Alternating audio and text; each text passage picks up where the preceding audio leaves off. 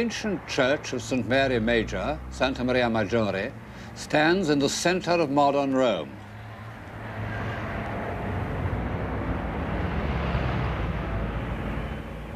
The hellish Roman traffic swirls all round it.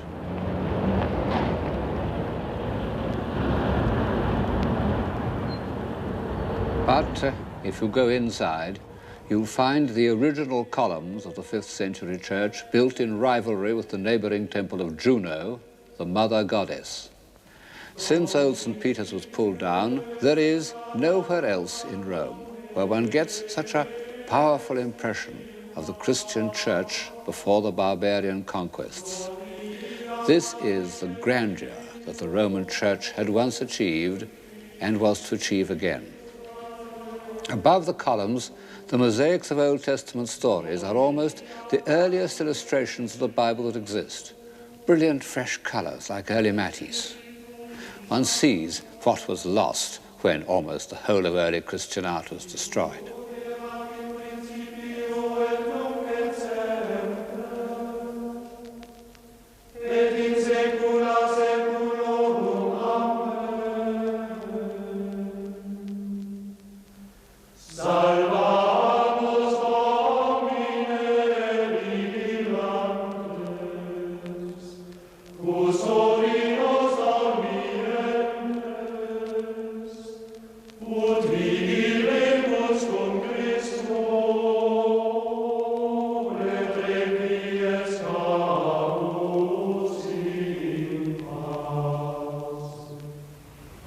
From the roof of Santa Maria Maggiore, I can see long, straight streets stretching for miles up and down, and each ending in front of a famous church.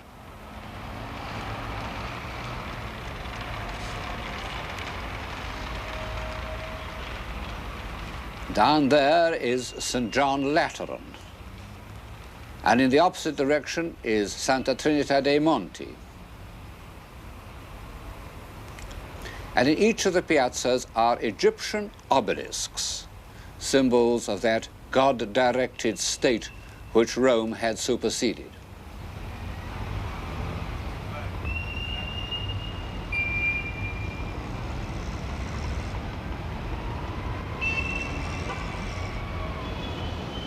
Papal Rome, the Rome of Sixtus V. It's the most grandiose piece of town planning ever attempted, and it anticipated by 50 years all the great town plans of France and Germany. And the amazing thing is that it was done only a generation after Rome had been, as it seemed, completely humiliated, almost wiped off the map. The city had been sacked and burnt, the people of Northern Europe were heretics, the Turks were threatening Vienna. It could have seemed to a far-sighted intellectual that the papacy's only course was to face the facts, accept its dependence on the gold of America, doled out through Spain. Well, as you can see, this didn't happen. Rome and the Church of Rome regained many of the territories it had lost and became once more a great spiritual force. But was it a civilizing force? In England, we tend to answer no. We've been conditioned by generations of liberal Protestant historians who tell us that no society based on obedience, repression, and superstition can be really civilized. But no one with an ounce of historical feeling or philosophic detachment can be blind to the great ideals, to the passionate belief in sanctity, to the outpouring of human genius in the service of God, which is made triumphantly visible to us every step we take in Baroque Rome.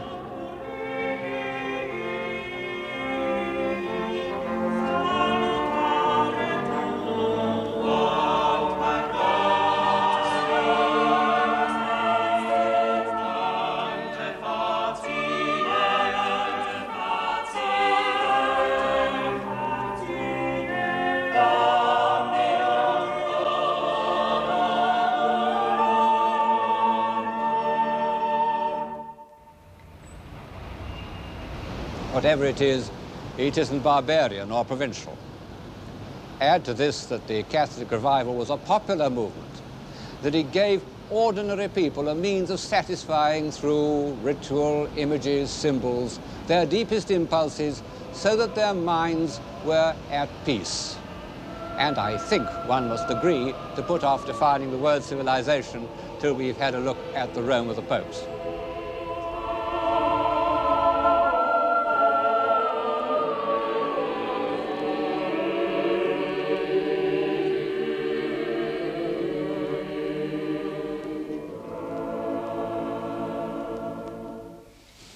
The first thing that strikes one is that those who say that the Renaissance had exhausted the Italian genius are wrong. After 1527, there was a moment of discouragement, a failure of confidence, and no wonder. Historians say that the sack of Rome was more a symbol than an historically significant event. Well, symbols sometimes feed the imagination more than facts. Anyway, the sack was real enough to anyone who'd witnessed it. Michelangelo's Last Judgment, which was commissioned by Clement VII as a kind of atonement for the sack, fills the whole end wall of the Sistine Chapel behind me. It's a disturbing, a crushing work. Most of the figures are embodiments of fear or despair.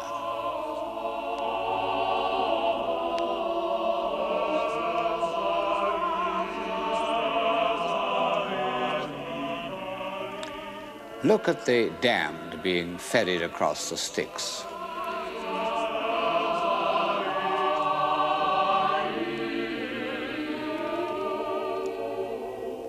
If you compare them with the creation of Adam on the ceiling, you can see that something very drastic has happened to the foremost imagination of Christendom.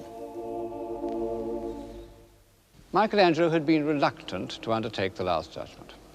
Under Clement's successor, Paul III Farnese, he was persuaded to continue it, although with rather a different purpose. It ceased to be an act of atonement or an attempt to externalize a bad dream, and became the first and greatest assertion of the Church's power and of the fate that would befall heretics and schismatics.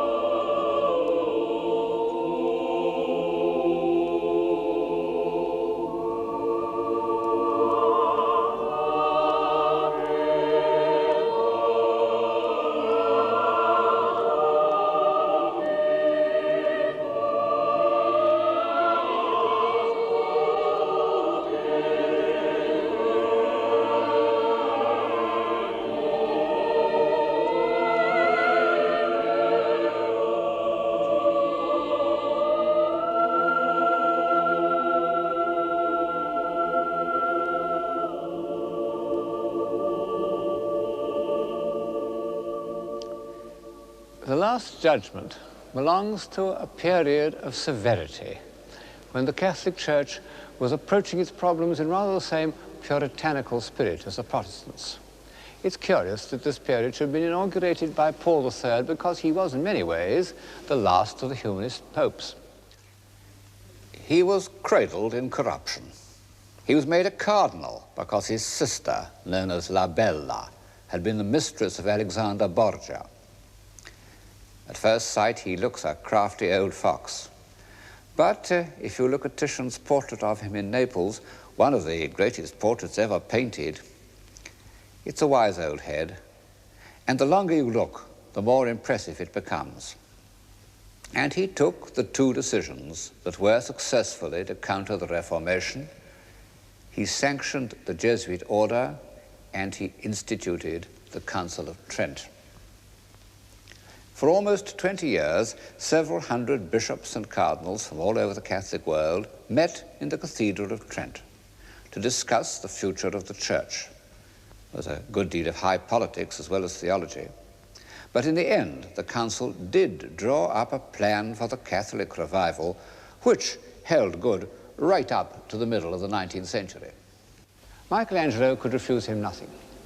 He not only finished the Last Judgment, but in 1546 he accepted from the Pope the post of architect of St. Peter's. Thus, Michelangelo, by his longevity, no less than by his genius, became the visual link between the Renaissance and the Counter-Reformation.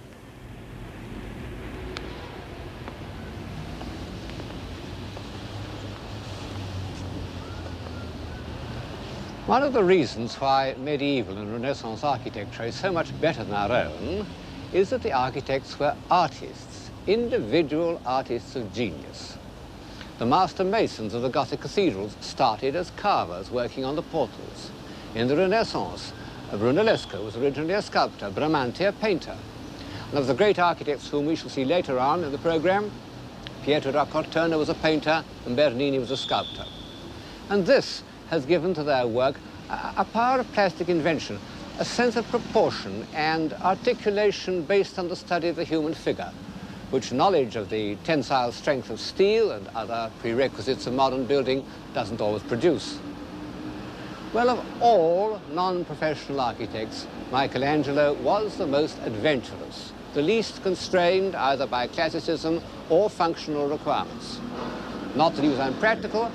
He did drawings for the fortification of Florence, which from standards of military necessities are most ingenious and are also like the most superb works of abstract art.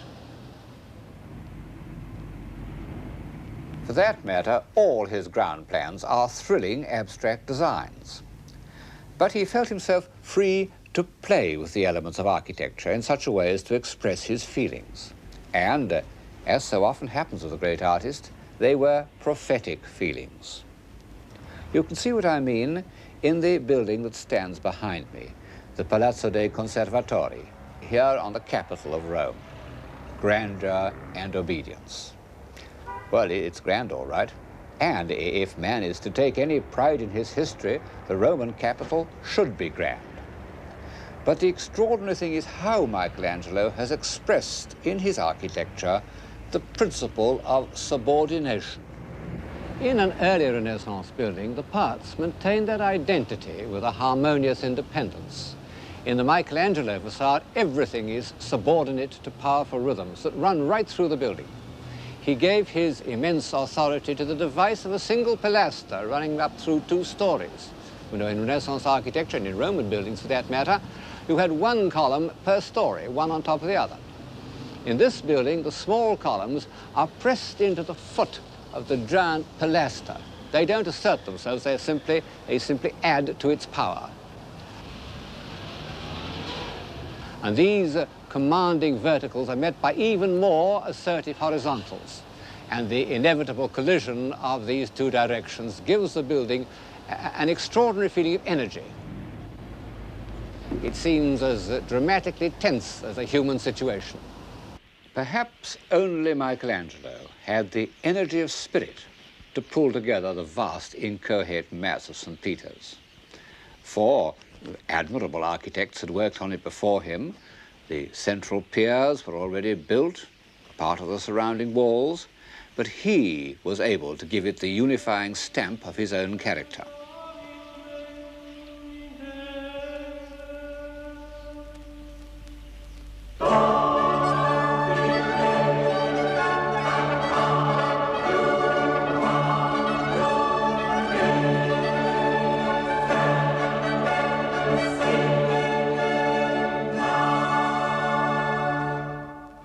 It's the most sculptural of all his designs, perhaps the grandest piece of architecture ever built. A vast, simple unit that carries the eye round as if it were the carving of a torso.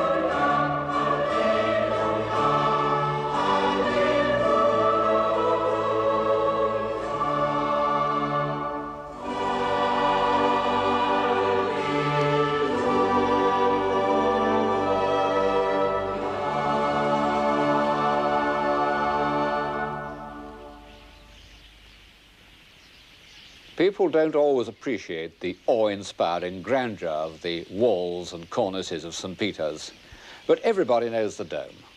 For centuries, lovers of art have gone into ecstasies about its noble, energetic arc expressive of Michelangelo's spiritual aspirations. It's perhaps the most commanding dome in the world, easily dominating the other Roman cupolas that one sees as one looks across the city. However, all the evidence suggests that it does not represent Michelangelo's final intention. As you can see in this print, he wanted it to be much more spherical, less pointed. It was in fact designed by an architect called Della Porta after Michelangelo's death. Well, we can go on admiring it and think rather more of Della Porta.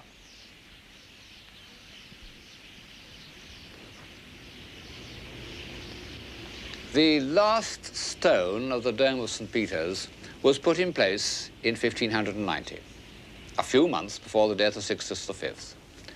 The long period of austerity and consolidation was almost over. The Catholic Church was victorious.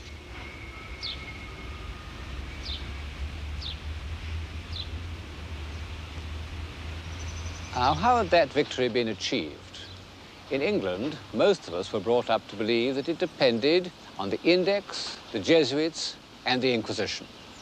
Well, I don't believe that a great outburst of creative energy, such as took place in Rome between 1620 and 1640, can be the result of negative factors. But I do admit that the civilization of those years did depend on certain assumptions that are out of favor in England and America today. The first of these, of course, was the belief in authority, the absolute authority of the Roman Church. And this belief extended to sections of society which we now assume to be naturally rebellious, like artists. It comes as something of a shock to find that, with a single exception, the great artists at the time were all sincere, conforming Christians. Guercino spent much of his mornings in prayer. Bernini frequently went into retreats, practiced the spiritual exercises of St. Ignatius. Even Rubens attended Mass every morning before beginning work.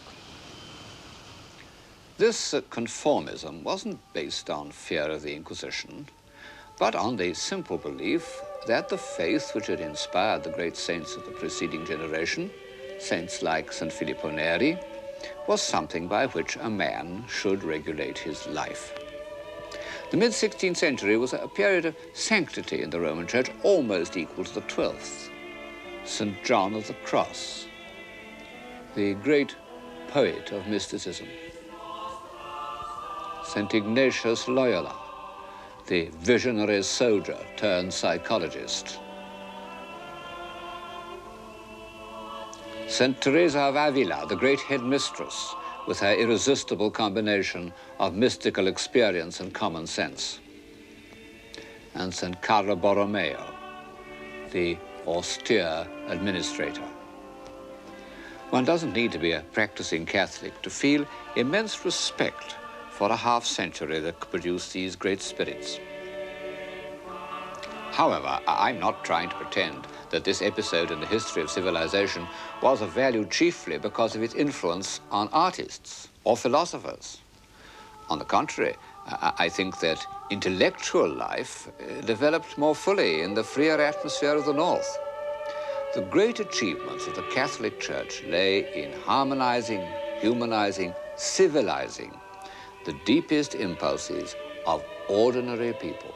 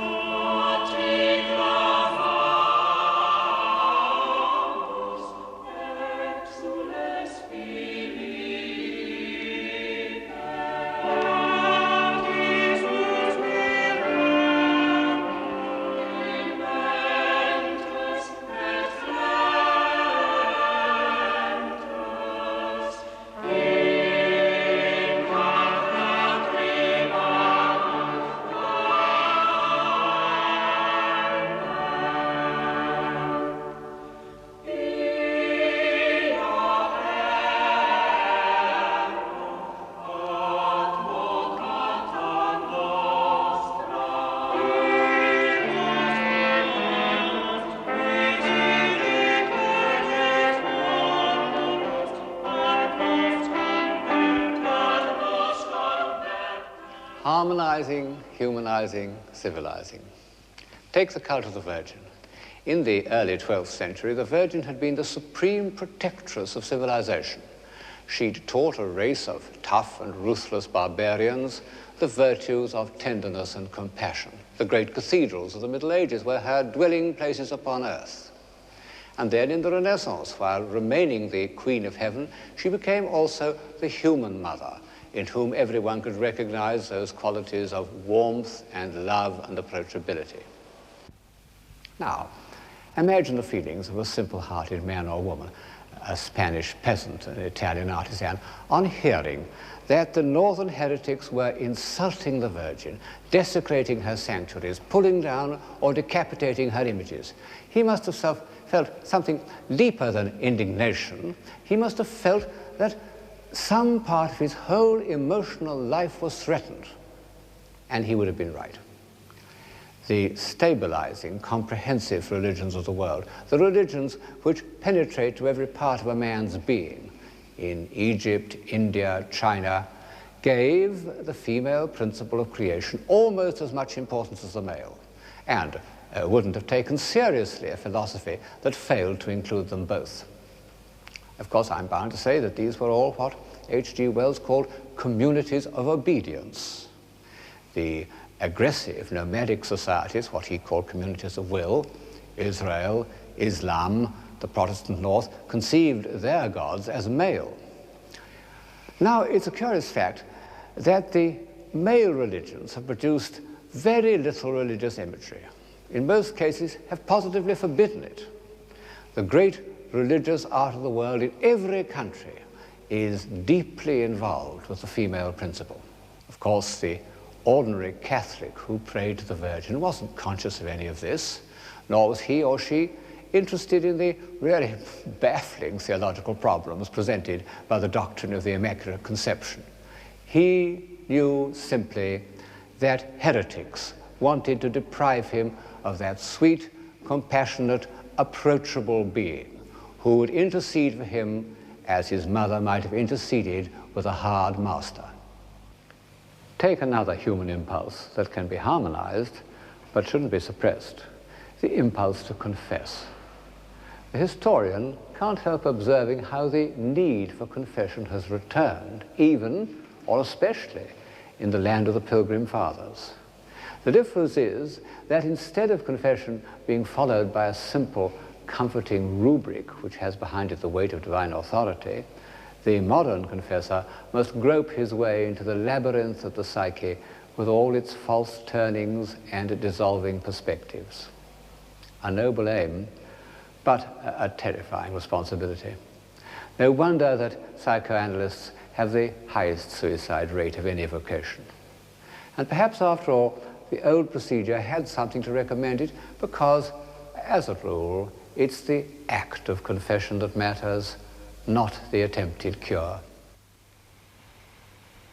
The leaders of the Catholic Restoration had made the inspired decision not to go halfway to meet Protestantism in any of its objections, but rather to glory in those very doctrines that the Protestants had most forcibly, sometimes it must be admitted most logically, repudiated.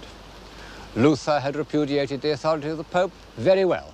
No pains must be spared to make a gigantic assertion that St. Peter, the first Bishop of Rome, had been divinely appointed as Christ's vicar on earth. Ever since Erasmus, intelligent men in the North had spoken scornfully of relics. Very well. Their importance must be magnified so that the 4 piers of St. Peter's itself are gigantic reliquaries. This one contained parts of the lance that pierced our Lord's side. And in front of it stands Longinus, looking up with a gesture of dazzled enlightenment. The veneration of relics was connected with the cult of the saints, and this had been equally condemned by the reformers. Very well, the saints should be made more insistently real to the imagination, and in particular, their sufferings and their ecstasies should be vividly recorded. In all these ways, the Church gave imaginative expression to deep-seated human impulses. And it had another great strength. which one may say was part of Mediterranean civilization, or at any rate a legacy from the pagan Renaissance, it was not afraid of the human body. Titian's Assumption of the Virgin, a Baroque picture almost 100 years before its time, was painted in the same period as his great celebrations of paganism. Early in the 16th century, Titian had given his immense authority to this union of dogma and sensuality. And when the first Puritan influence of the Council of Trent was over, Titian's work was there to inspire both Rubens, who made superb copies of it, and I think Bernini. Protestantism, in its overzealous condemnation of sins of the flesh, had also cut itself off from the kind of comforting physical presence that one finds in Bernini's Charity.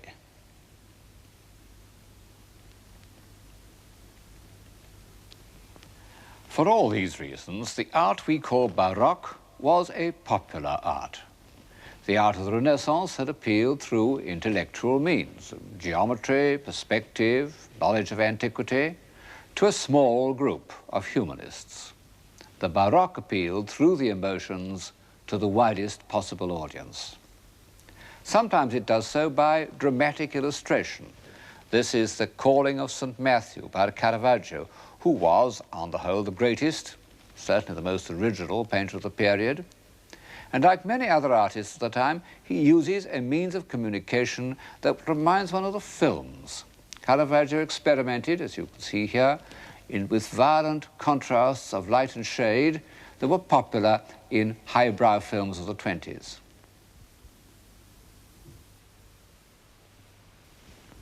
And later Baroque artists, like Bernini, delighted in the emotive close-up, the tears and open lips and restless movement, all those devices that were to be rediscovered in the movies.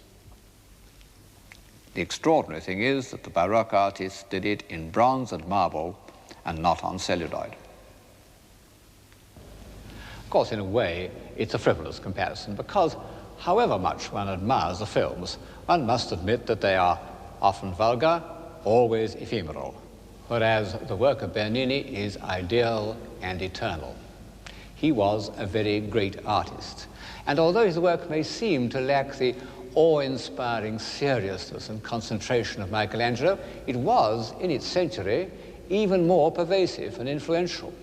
He not only gave Baroque Rome its character, but he was the chief source of an international style that spread all over Europe, as Gothic had done, and as the Renaissance style never did.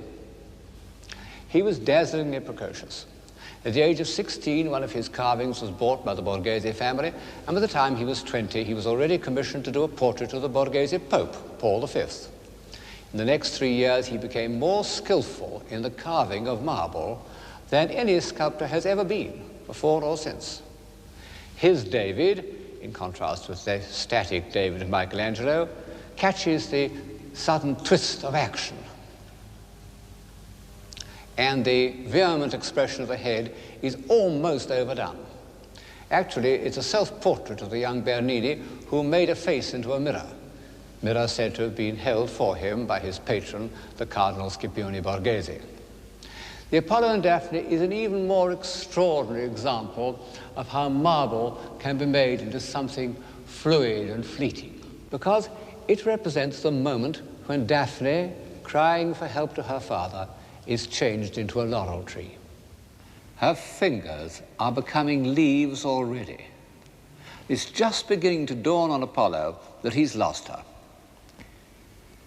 And if he could look down, he would see that her beautiful legs are already turning into a tree trunk.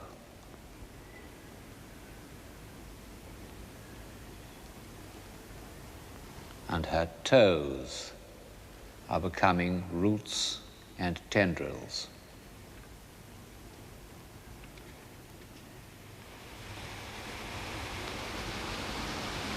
All these brilliant works were done for the Borghese family. It was very bright of them to commission so young a man, But by the 1620s, the rich Roman families, who were in fact the families of successive popes, had begun to compete as patrons and collectors, often in a somewhat piratical manner. One's reminded of the competition between the monster American collectors of 60 years ago, Mr. Frick, Mr. Morgan, with the difference that the Roman patrons competed for the works of living artists, not simply for certified old masters. The leading Roman families put painters under contract like television stars, and the painters really got paid, which they never did in the Renaissance. As often happens, I believe, a sudden relaxation and affluence after a period of austerity produced an outburst of creative energy. The 1620s were relaxed all right, as one can see from Bernini's portrait of that most affluent cardinal, Scipione Borghese. Of all these papal families, one easily outshone the rest, the Barberini. And this was due to the pontificate of Matteo Barberini, who, in 1623, became Pope Urban VIII. He survived as Pope for 20 years. But, as he himself foresaw, he survives in history very largely because he was the patron of Bernini. At the time of Urban's accession, Bernini was only 25, and the very next year he was made architect of St. Peter's, a project that was to occupy him for more than 40 years. And at the end of that time, he had made visible the victory of the Catholic Church. The pilgrim approaching St. Peter's before Bernini would have found himself in a venerable and picturesque quarter of the city, with a few large buildings, isolated from one another by trees and meadows, individually grand, but not making the impact of a complete architectural idea. Now imagine his experiences after Bernini had done his work. He would cross the Ponte Sant'Angelo with its marble angels from Bernini's workshop, and from the other side make his way to Bernini's piazza.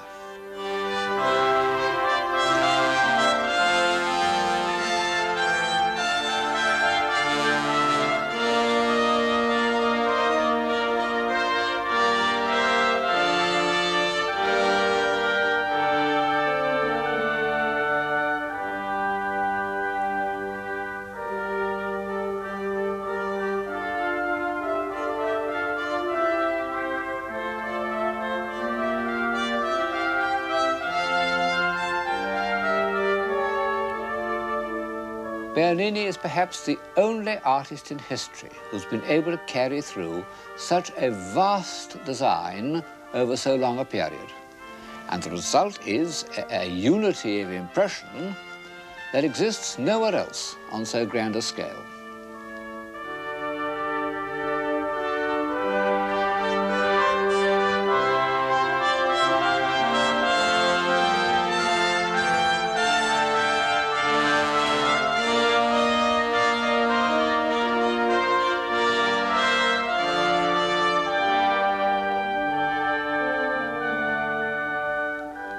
Then, when our pilgrim passes through the enormous facade, the feeling of complete unity of style is maintained. You'll get a better impression of the interior of St. Peter's from this painting than from a photograph. It was painted 200 years ago, but in fact very little has changed.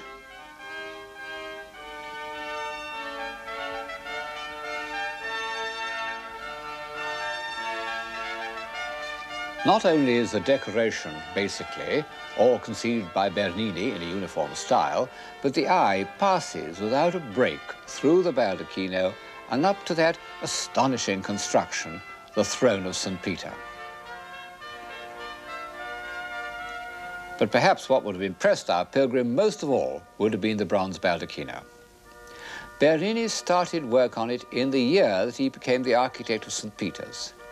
And it's incredible. Yes, if one knows anything about bronze casting, it really is incredible. It involved every sort of engineering difficulty.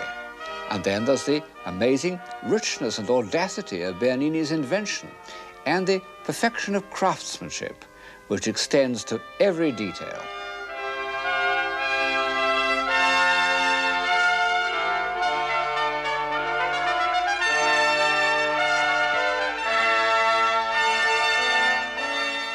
More extraordinary still, Bernini seems already to have foreseen in his imagination what the whole development of St. Peter's would be like, because this work, which is the first thing he designed, is completely in harmony with the great progression of works executed over the whole span of 40 years. I believe that anyone who uses his eyes without prejudice will find his emotions stirred and enlarged by these marvelous experiences. As we enter this world of light and movement, of weightless angels and billowing bishops and tumbling cherubs, we are ourselves no longer weighed down by earthly things. We participate imaginatively, as we do in a ballet, in an ecstatic repudiation of the forces of gravity. But the word ballet suddenly puts me on my guard.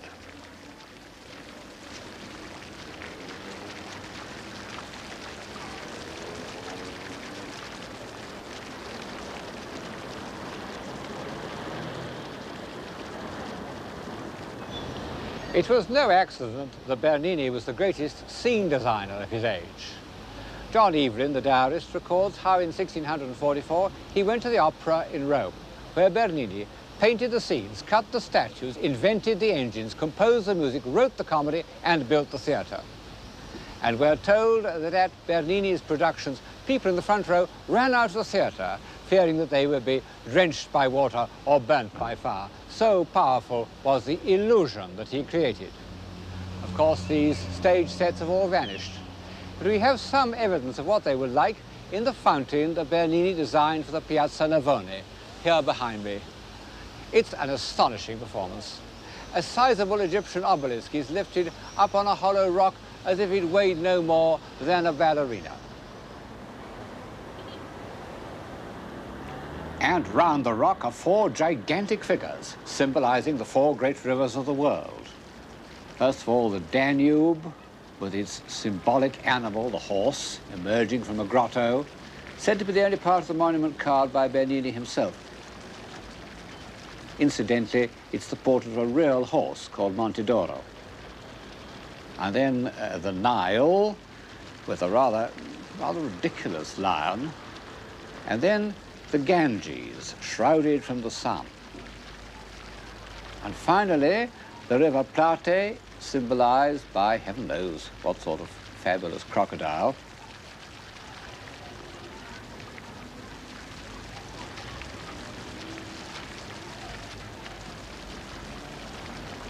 The Plate seems to be reeling back in horror, and the people of Rome used to maintain that he was showing his alarm at the sight of the church facade by Bernini's only serious rival, the architect Borromini.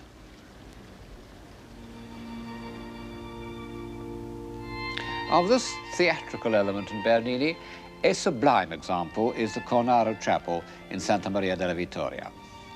To begin with, Bernini has represented the members of the Cornaro family on either side of the chapel, looking as if they were in boxes, waiting for the curtain to go up. And then, when we come to the drama itself, it's presented exactly as if it were on a small stage, with a spotlight falling on the protagonists. But at this point, the theatrical parallel must be dropped, because what we see, the Ecstasy of Santa Teresa, is one of the most deeply moving works in European art. Bernini's gift of sympathetic imagination, of entering into the emotions of others, a gift no doubt enhanced by his practice of St. Ignatius's spiritual exercises, is used to convey the rarest and most precious of all emotional states, that of religious ecstasy. He's illustrated exactly the passage in the saint's autobiography in which he describes the supreme moment of her life, how an angel with a flaming golden arrow pierced her heart repeatedly. The pain was so great that I screamed aloud, but simultaneously felt such infinite sweetness that I wished the pain to last eternally. It was the sweetest caressing of the soul by God.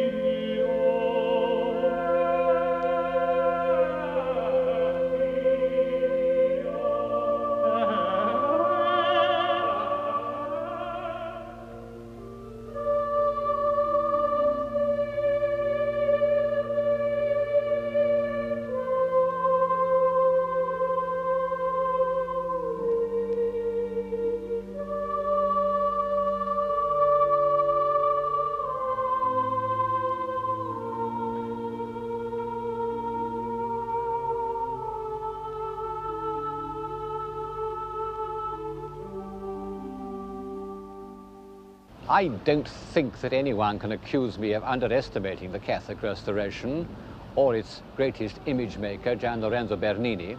So, may I end by saying that this episode in the history of civilization arouses in me certain misgivings, and they may be summed up in the words illusion and exploitation. Of course, all art is to some extent an illusion. It transforms experience in order to satisfy some need of the imagination. But there are degrees of illusion, depending on how far from direct experience the artist is prepared to go. Bernini went very far. Just how far one realizes when one remembers the historical Santa Teresa. With her plain, dauntless, sensible face, the contrast with the swooning, sensuous beauty of the Cornaro Chapel is almost shocking. One can't help feeling that affluent Baroque, in its escape from the severities of the earlier fight against Protestantism, ended by escaping from reality into a world of illusion. Art creates its own momentum, and once set on this course, there was nothing it could do except become more and more sensational. And this is what happens in the breathtaking performances that take place over our heads in the Gesù and Sant'Ignazio and the Palazzo Barberini. We feel that the stopper is out.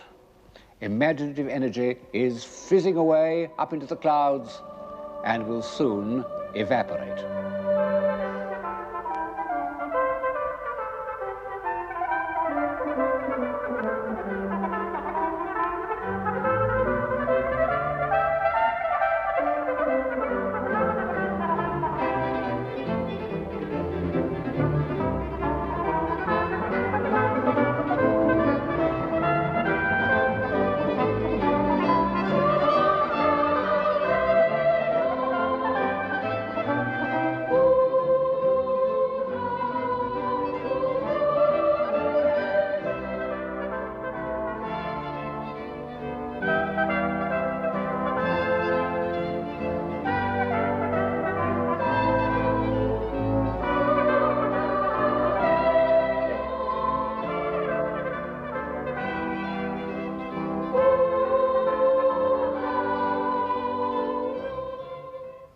As for my other misgivings, of course there was exploitation before the 16th century, but never on so vast a scale.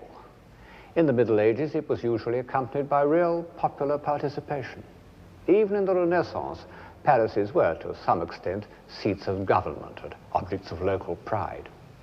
But the colossal palaces of the Pope's relatives were simply expressions of private greed and vanity. Farnese, Borghese, Barberini, Ludovisi, these rapacious parvenus spent their short years of power competing as to who should build the largest and most ornate saloons. In doing so, they commissioned some great works of art, and one can't help admiring their shameless courage. At least they weren't mean and furtive like some modern millionaires. But their contribution to civilization was limited to this kind of visual exuberance. The sense of grandeur is no doubt a human instinct, but carried too far it becomes inhuman. I wonder if a single thought that has helped forward the human spirit has ever been conceived or written down in an enormous room.